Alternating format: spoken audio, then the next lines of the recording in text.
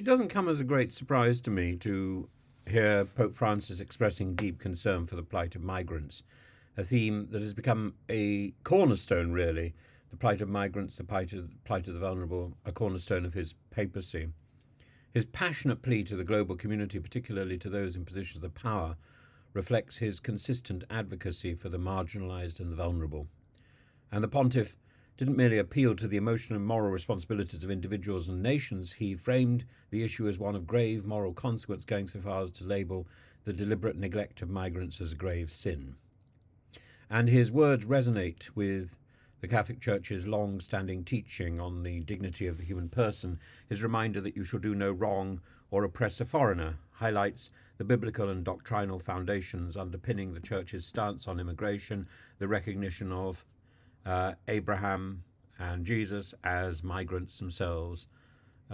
This echoes the teachings of the Catechism of the Catholic Church, which outlines dual obligations of welcoming migrants out of charity and respect, while also recognizing the rights of sovereign nations to secure their borders. However, while Francis's message is clear and morally compelling, it's not without its complexities and critics, and the calls to balance humanitarian obligations with the right of states to protect their citizens and maintain order is a nuanced position that recognises the difficulties in formulating just and effective immigration policy.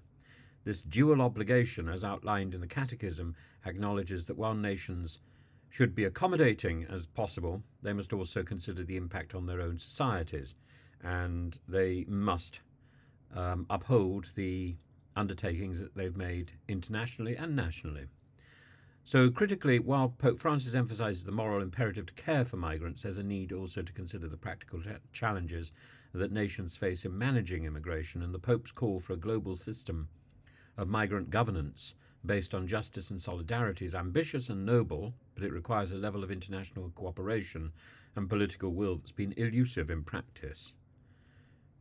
Furthermore, his criticism of those who push back migrants, which is a reference very clearly to the pushback policy evident a very short distance away in Greece, it's been going on for 20 years, is a direct challenge to policies in countries that prioritise border security over humanitarian considerations, and there is some evidence that Italy has also indulged in this policy. The Pope's message prompts reflection on the broader issue of how societies perceive migrants. His question, "Do you pray for migrants?" is a call not only to consider the physical and legal dimensions of migration, but also the spiritual and communal responsibilities that individuals and communities have towards those in desperate circumstances. And what happens when the far right is faced with a question they can't answer? They turn around and say, well, how many migrants are you looking after? How many migrants are in your house? It's a question that I've often been asked. I have no intention of answering.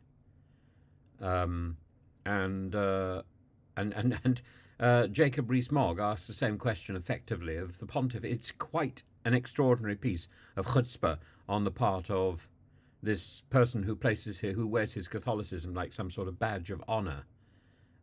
Listen to the debate on GB News this morning between Jacob Rees Mogg and I think Tessa Dunlop, who points out that Jacob Rees Mogg is in a very dodgy position. And his idea that France is a safe country, well, France takes a considerable number of migrants already. Is Jacob Rees Mogg saying that nobody should come to Britain, and Britain shouldn't bear the responsibility of having signed the 1951 Refugee Convention? Because almost anybody who comes to Britain would have to pass through Germany or France or Ireland. Britain is unreachable except through passage of another safe, so-called safe country. So this idea that you must go to the first safe country, that is an overwhelming imposition on Greece and Italy and Spain, isn't it? And that's not fair. And Europe finally recognised that. And Rees Mogg clearly does. But listen to what he's got to say here, because I think he's in a very weak position. We've made. Exactly. It's trickery He used the term illegal migration. It seems to be just incompetent not to be able to get the wording right of a decision that you yourself have made. Exactly. It's trickery. He used the term illegal migration. The Home Office was more honest in July when it put out a tweet calling it irregular migration. In effect, what we're seeing in his actions is the decriminalisation of illegal immigration. I think it's interesting. You say they're the most vulnerable. They're not the most vulnerable. They're working-age men, most of them. They're not the women. They're not the children. They're people who pay people traffickers to bring them here illegally. The great irony of this is that this decriminalisation is happening by Labour using discretionary powers in the Illegal Migration Act. As soon as you start processing them, you are providing these illegal migrants an amnesty, because the point of that act was to make the actual act of coming here criminal. As soon as you ignore that, there's no criminality in it. You decriminalised it.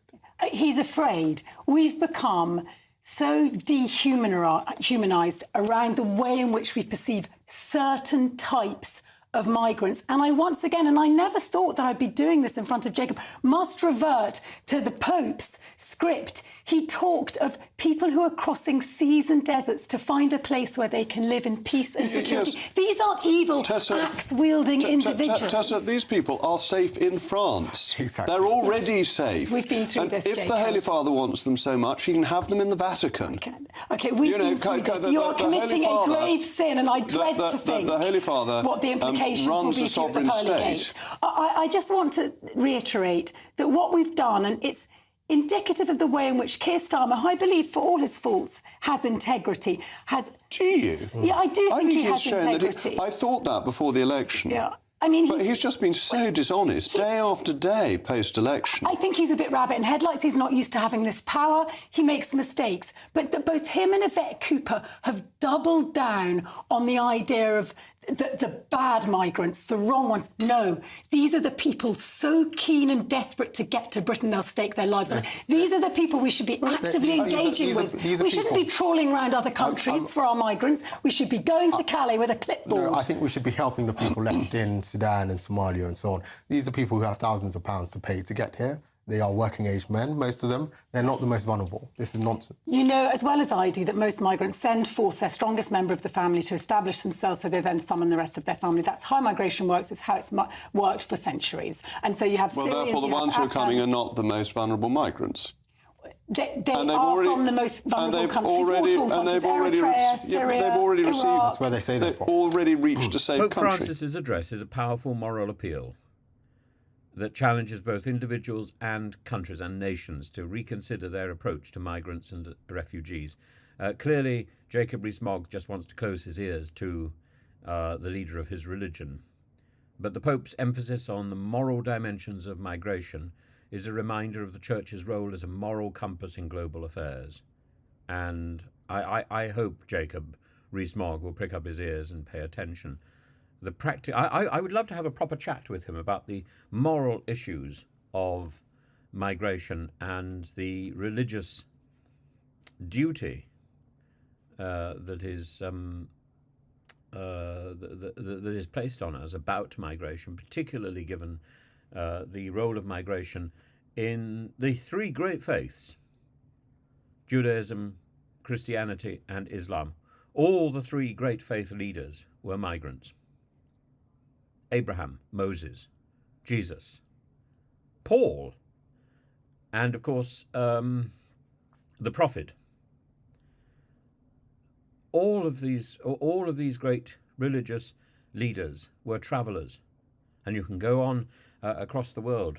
The Buddha. All great leaders were migrants. St. Francis of Assisi, not only a migrant, but a beggar, a mendicant. And this idea of travel, this idea of seeking support, and Christ talks about the need to support the stranger among us, the need to support the beggar, the prisoner, the poor, the needy. And yet Rees-Mogg's response is, well, can't they go to France? The Pope's emphasis on the moral dimension of migration. There is a practical application of the Church's role as in these complex and contentious issues, requiring careful consideration of both humanitarian needs and the legitimate concerns of state security. But the balance between charity and security, compassion and law, is delicate.